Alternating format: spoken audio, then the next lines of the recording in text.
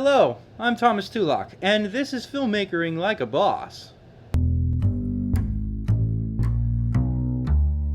Now, I don't claim to be an expert, but I am an award-winning filmmaker, and I have a passion for filmmaking, which is really all you need to get started. In the last episode, I talked about camera movement and some reasons why you might move your camera. In this episode, I'm going to talk about motivated camera movement, and there is a big difference between motivated and not motivated camera movement. Having camera movement helps the audience feel like there's momentum to your scene, like it's moving forward, and it's very understandable to want your scene to have that momentum that it might feel like it's lacking should your camera just stay stationary the whole time. However, movement just for the sake of having movement is never really a good idea. Now, to the untrained eye, unmotivated camera movement might go unnoticed, or it might subconsciously make the audience member feel like something's just a little off. It's always a good idea to move your camera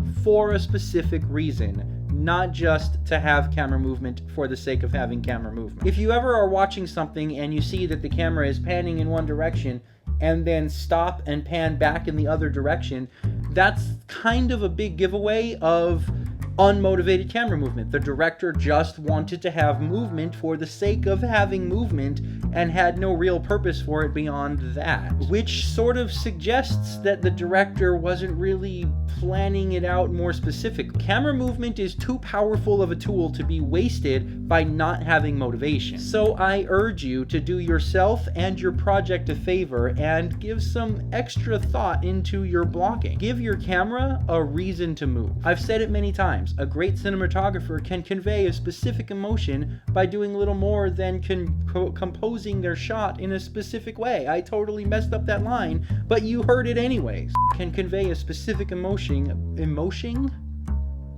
I'm doing fantastic here. And the same can be said for directors and camera movements. In fact, the camera movements that work the best are the ones that convey emotion.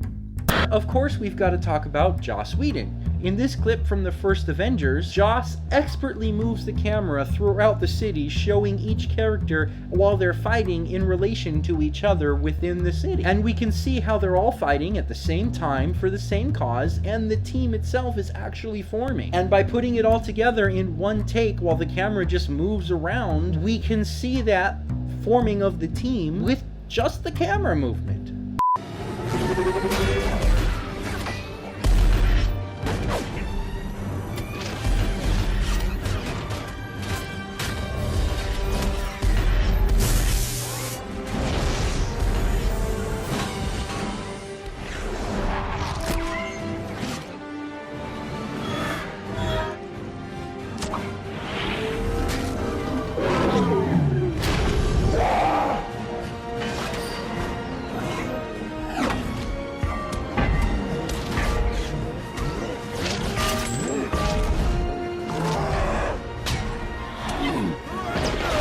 Now, as cool as that shot from the climax battle of the movie was, there's another shot earlier in the movie that I personally found much more interesting, as a great example of motivated camera movements and how they can subconsciously convey emotion and tell a story. Earlier in the film, when they're all on the airborne aircraft character and arguing amongst themselves, the camera moves throughout the scene as we look at each person while they're all talking at the same time. Then a very interesting thing happens.